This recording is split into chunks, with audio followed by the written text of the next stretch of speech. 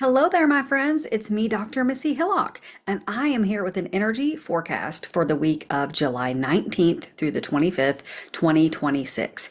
Here we are, the end of July. It's been this really exciting time in June and July with a lot of unique cosmic alignments and shifts within the cosmos. Right now, specifically, we are experiencing some really harmonious planetary trines. To make it very, very simple, when planets arrange in certain ways, they either arrange in a way that's really harmonious and works well together, jives well together, or they sort of clash, right? And so these beautiful outer planet trines that we're experiencing right now that involve Jupiter, Neptune, Uranus, Pluto, they're actually all, first of all, really rare, ones we haven't seen in well over a century, but they're also incredibly harmonious. And so this is like this energy we've been looking forward to for some like really great turn of events.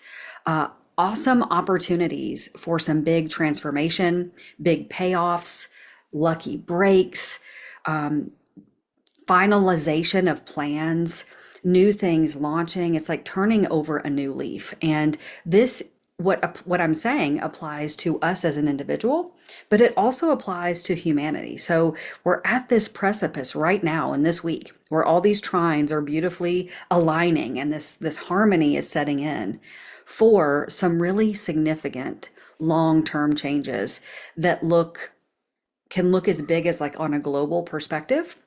So some major shifts in organizations and systems and outdated things that are going to leave and that are actually going to start shifting and changing for the good.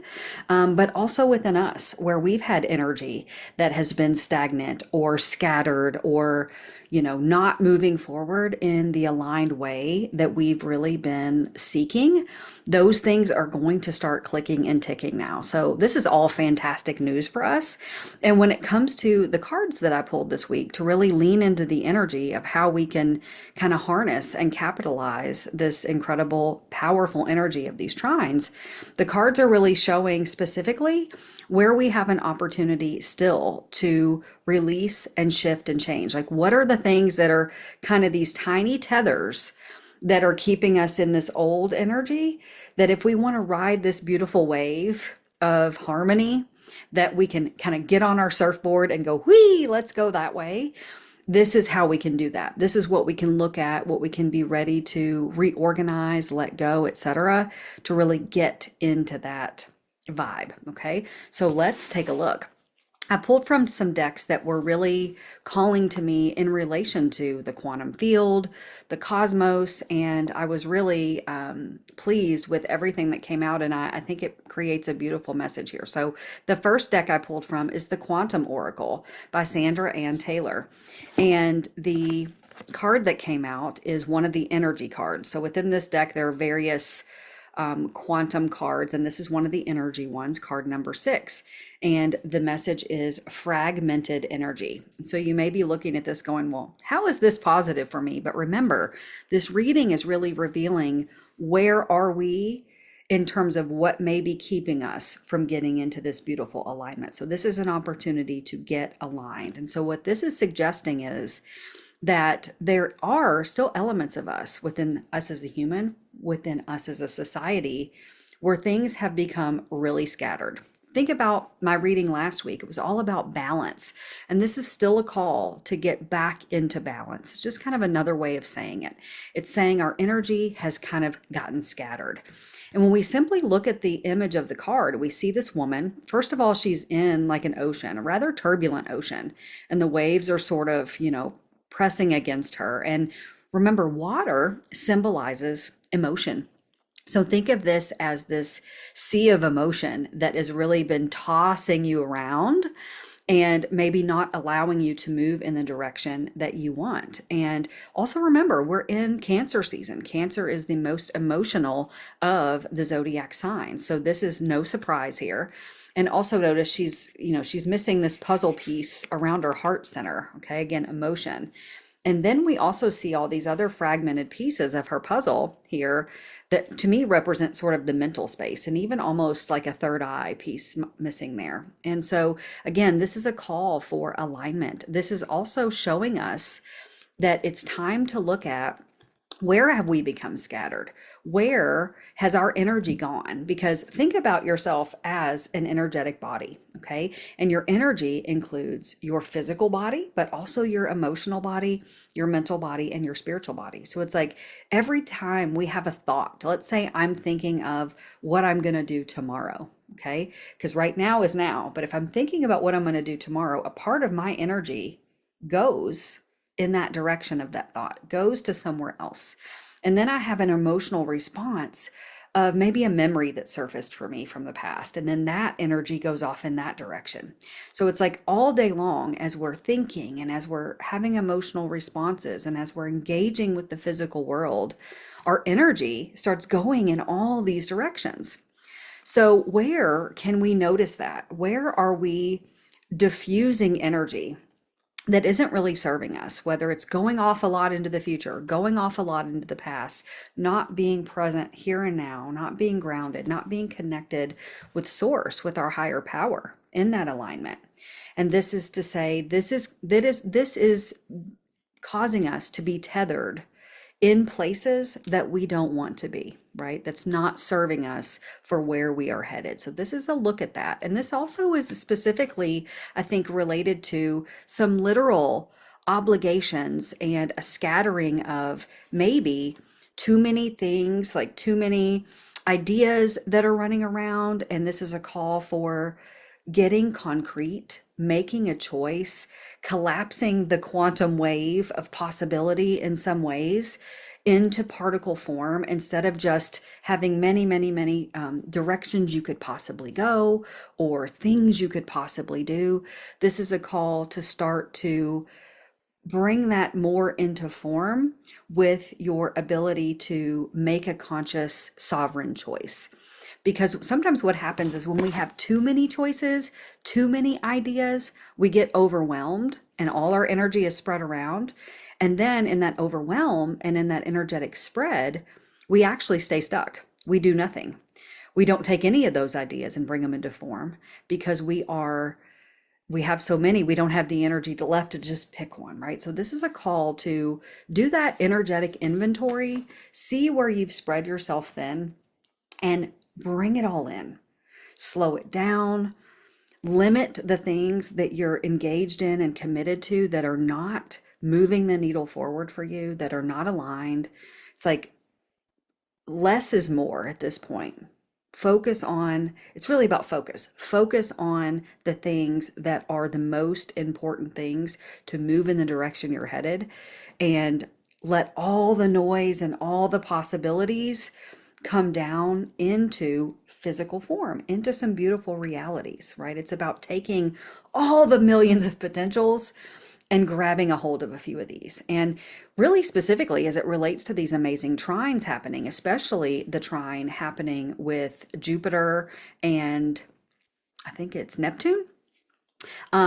This is about dreaming big. So this isn't a call to like lessen your dreams. It's a call to dream so big and have such faith and excitement about this dream you want to bring into reality, but name it, claim it.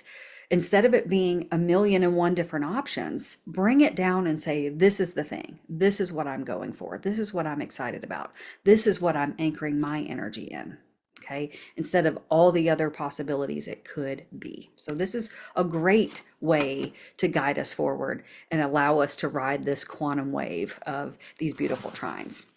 The next deck I pulled from is the Cosmic Crossroads Oracle. And I love this deck. It's fairly new to me, but I really, really like it. And I pulled two cards. Two cards came out. Okay, card number 36, Shame, and card number 43, Waiting. And first of all, let me just point out in each of these cards, there's like a planetary alignment that's happening, right? There's this beautiful lineup, right, that's here. And these planets could be Jupiter, it could be Uranus, right? It could be Pluto. So it's really representing the energy of these beautiful alignments that are happening for us in the cosmos. So let's start with 36. Card number 36 is shame. And again, you may be thinking, well, I don't want to hear this, but this is simply a call to let go of the anchors that are keeping us in the old, right? And so this is saying one of those anchors is this aspect of shame, right? So, what is shame from a psychological perspective, from an emotional perspective? What is shame? Well, I think it's easy to understand what it is when you think about something like what it isn't. So, for example, when we get embarrassed, okay, everyone knows the feeling of embarrassment and nobody really enjoys it, right? So, embarrassment is when we engage in something, we do something, maybe accidental or intentional, and something happens and there's a reaction that causes us to go, whoa, that I did something wrong, or I did something bad, or I did something that I regret. Okay. And that creates this embarrassment. Shame is not, it's deeper. Okay. Shame is, whoa, I did something, I said something, I engaged in something. And instead of I did something bad or I did something I regret, so that act was wrong or bad, shame says, I'm bad. Okay. Shame is this much deeper attribution that we create that makes this thing about us. It attaches to our identity. And most painfully and disruptively, it impacts our worth, our self-love, our value, okay? The core of who we are. And shame really shuts down the heart space. So think about the woman here who's missing that heart space puzzle piece. And this is saying, look to how shame may be impacting you. And this isn't always a conscious thing. Most of the time, this is a subconscious thing that's lingering there and you don't even know it. So it may be this idea that, let's say you have this beautiful vision you're trying to bring to life and this decision you're making, and you are at the precipice of something big and you've been wanting it and wishing for it. And yet, because you still feel like it's not moving forward, something's not clicking and ticking, you're not taking the next step, something's holding you back and you can't name it. This is a call to look. Is there some worth, some self-love, some value pieces here that you may notice subtly when you start to think of yourself in this great next step, this future place? You might notice like a sinking feeling, or like, oh, I don't know, that something about that doesn't feel like I'm worthy of it. Like I could hold that. Like, could that really be mine? Okay. So look for that this week and notice the image of the woman. It's as if she's a butterfly, that she's finally able to fly. She is untethered from whatever has been keeping her sinking and stuck. And she's going to fly. She's going to take flight. She's rising above this landscape of potentiality and in this beautiful cosmic alignment here. So, I myself have done a lot of work on shame, I would say specifically in the last year. And it is, when you really take a look, it is incredibly insightful. And it really, when you get to that deeper piece of where have I, even unconsciously, felt unworthy or not valued, or have lacked a little puzzle piece of love for myself, that can shift and move mountains when we go in and we kind of transmute that energy and we work through those deeper things. It is incredibly powerful. The other card that came up here, card 43, waiting. And this is a reminder that sometimes in the energy, like we are right now, where things are moving, this is energy that is movement. It's happening whether we want it or not. Things are shifting and changing, and we can ride the wave or we can stand in the water and get, knocked over with it all. It's happening regardless. But this is a reminder to be peaceful, to find peace in the waiting, in the slowness, in the stillness. It is a reminder that just because we're moving forward doesn't mean we're in a rush. This is rush energy, and this is what we're asked to release and to detach from. This is peace. This is calm. This is opening our arms and waiting and noticing, keeping our energy clear so that we can notice, aha, today's the day. This is the day we make this choice. And tomorrow is a new day and a new opportunity. It's not about rushing or pushing. It's not about running out of time. It's not about movement means every single moment we're making a new choice in the next step and boom, boom, boom, boom, boom. It doesn't have to feel that way. It should feel balanced, right? And that's when we can make the most sovereign aligned choices, is when we have our energy pulled in and we're using our discernment and we're using our intuition to know when to act. It's like work smarter, not harder energy. And I really love what I just said based on the third deck that I pulled from and the card that came out. So the deck that I pulled from was the Gateway of Light Activation by Kyle Gray. I chose this deck because it really does kind of brings us in some cosmic support here to help us harness what we've just described and the energy that's coming forward. And the card that came out is Soul Star Activation. So this is Horus. Of course, this is our Merkaba, our light body. And Horus, being the Egyptian god, Horus, he comes in the form of a hawk or a falcon, and he kind of represents our connection to the stars, the sun, the moon. Very perfect for the energy that we're talking about here. And the invitation says, fulfilling soul contracts, remembering who you are. And look at the colors in this card. It's blue, dark blues, purple. And Horus, because he is associated with our soul star chakra and actually just our upper chakras, our third eye, our crown as well. So the dark blue and purple colors of our upper chakras, and as well as the soul star, which is about a foot above our head. And it's this cosmic gateway. It's like if we were a computer and we wanted to dial up to the divine internet, so to get all the beautiful codes and wisdom and guidance and all the things we'd love to tap into so that we can be aligned and we can know our next steps that are best for us on our path. That soul star chakra is like our portal to that. It allows us to immediately connect as if we were dialing right into source. And so this is this reminder that we have access to this beautiful guidance right at our fingertips. But when we're living like this, it's really hard to connect. It's really hard to see it. And when we're anchored in shame and these other things that are dragging the energy down, it's hard to connect up to this light and to this wisdom and to this guidance. But it is here. It does exist. And this is also a reminder to us that there's really no such thing as a wrong choice. Okay. We are here fulfilling soul contracts. We are here with a divine path and purpose.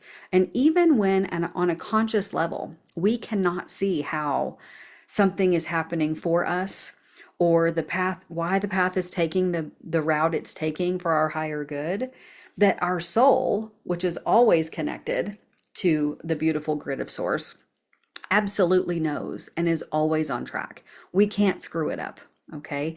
And this is also this idea that we are understanding more and more. We're expanding as a soul. We're expanding in our spirituality.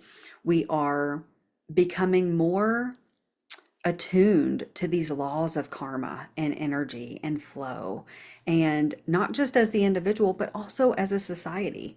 And specifically, these particular planetary trines that are happening are also related to big spiritual upgrades and shifts. And so if you're experiencing that, if you're wanting that, if you're leaning into that, this is a perfect harmonious time to get even more deeply connected with your aspect of spirit and your soul, and know that you have, guidance and you have connection always, even when you don't understand it.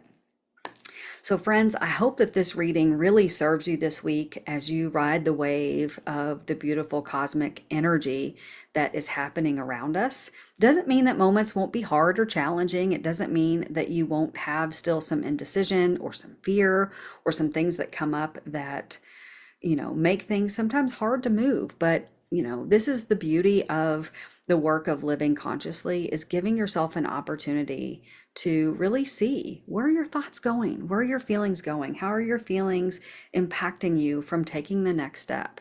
And even if you reflect on it and you notice, that's already a significant part of the work and the journey forward. Because when we notice and we look at what's happening, we break out of those unconscious cycles and we become more conscious, we become more aware. And that's what allows us to move forward in a more aligned way. So I hope that this serves you this week in all that you are experiencing and creating. If you want to see these messages every week, I invite you to follow my YouTube channel here, where I post an energetic forecast each Sunday. You can also sign up for my mailing list, and the information is in the description here, where you can get great tips, tools, practices, and beautiful reflections on life. That's what it's all about, folks. I look forward to seeing you next time. Bye for now.